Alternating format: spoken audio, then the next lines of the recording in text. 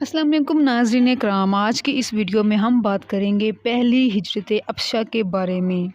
جور و ستم کا مذکورہ سلسلہ نبوت کے چوتھے سال کے درمیان یا آخر میں شروع ہوا تھا اور ابتدا میں معمولی تھا، مگر دن بدن اس میں اضافہ ہوتا گیا، یہاں تک کہ 5ویں سال کے وسط تک اپنے شباب کو پہنچ گیا، حتیٰ کہ مسلمانوں کے لیے مکہ میں رہنا محال ہو گیا اور انہیں ان مسلسل ستمراریوں سے نجات کی تدبیر سوچنے کے لیے مجبور ہونا پڑا۔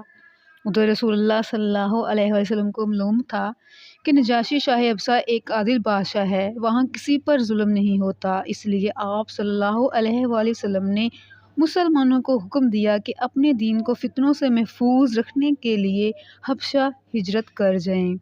اس کے بعد ایک طے شدہ پروگرام کے مطابق رجب 5 نومبر میں صحابہ کرام کے پہلے گروہ نے حبشہ کی جانب ہجرت کی۔ اس گروہ میں 14 مرد اور 4 عورتیں تھیں۔ حضرت عثمان رضی اللہ تعالیٰ عنہ اس قافلہ کے امیر تھے۔ یہ لوگ رات کی تاریکی میں چپکے سے نکل کر اپنی نئی منزل کی طرف روانہ ہوئے۔ رازداری کا مقصد یہ تھا کہ قریش کو اس کا علم نہ ہو سکے۔ اس قافلے کا رخ بحر احمر کی بندرگاہ شیبہ کی جانب تھا۔ رسول اللہ صلی اللہ علیہ وآلہ وسلم نے مسلمانوں کو اس کی طرف ہجرت کرنے کا حکم دیا تھا، یہاں سے ہی جہاز پر سوار ہو کر حبشہ کو روانہ ہونا تھا۔ خوش قسمتی سے وہاں 2 تجارتی کشتیاں موجود تھیں۔ حبشہ کو ہجرت کرنے والے مسلمانوں کا یہ قافلہ شیبہ سے بحری سفر طے کر کے مسوا کی بندرگاہ پر اترا تھا، جہاں سے وہ اکسوم روانہ ہوا تھا۔ اکسوم حبشہ کا قدیم دارالحکومت تھا، یہیں شاہان حبشہ کی تاج پوشی ہوئی تھی۔ اس شہر کے کھنڈرات ابھی تک واقع ہیں۔ مسلمانوں نے حبشہ پہنچ کر سکھ کا سانس لیا۔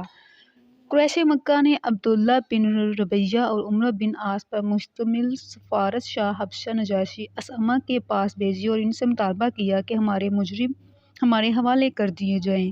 نجاشی نے مسلمانوں کو بلا بھیجا، ان سے کہا کہ تم نے یہ کون سا دین ایجاد کیا ہے جو نصرانیت اور بت پرستی دونوں کا مخالف ہے؟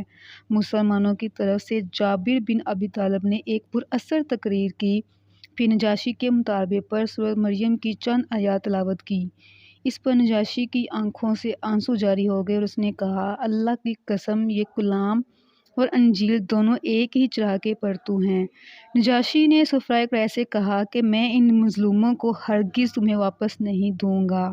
اگلے روز عمر بن عاص کے ایما پر نجاشی نے حضرت عیسیٰ کے بارے میں پوچھا تو حضرت جعفر رضی اللہ عنہ نے کہا کہ حضرت عیسیٰ اللہ کے بندے، نبی اور کلمۃ اللہ ہیں۔ اس پر نجاشی نے ایک تنکا اٹھا کر کہا، واللہ جو تم نے کہا، عیسیٰ علیہ السلام اس تنکے کے برابر بھی اس سے زیادہ نہیں۔ قریش کے سفیر بالکل ناکام لوٹے۔ نجاشی نے اسلام قبول کر لیا اور چند سال بعد جب اس کا انتقال ہوا تو نبی کریم صلی اللہ علیہ وسلم نے اس کی غائبانہ نماز جنازہ پڑھائی۔ ان کے بعد مسلمانوں نے یکے بعد دیگرے حبشہ کی طرف ہجرت کا سلسلہ جاری رکھا۔ حبش میں مسلمانوں کی تعداد 83 تک پہنچ گئی تھی۔ اسی سال ماہ رمضان میں یہ واقعہ پیش آیا کہ نبی کریم صلی اللہ علیہ وآلہ وسلم حرم میں تشریف لے گئے تو وہاں قریش کا ایک بہت بڑا مجمع تھا۔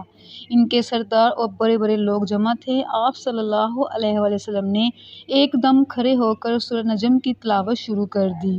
سب کے سب متوجہ ہو گئے، یہاں تک کہ جب آپ صلی اللہ علیہ وسلم نے سورت کے آخر میں دل ہلا دینے والی آیت تلاوت فرما کر اللہ کا یہ حکم سنایا کہ اللہ کے لیے سجدہ کرو اور اسی کی عبادت کرو، اور اس کے ساتھ ہی سجدہ فرمایا، کسی کو اپنے آپ پر قابو نہ رہا، سب کے سب بے اختیار سجدے میں گر پڑے۔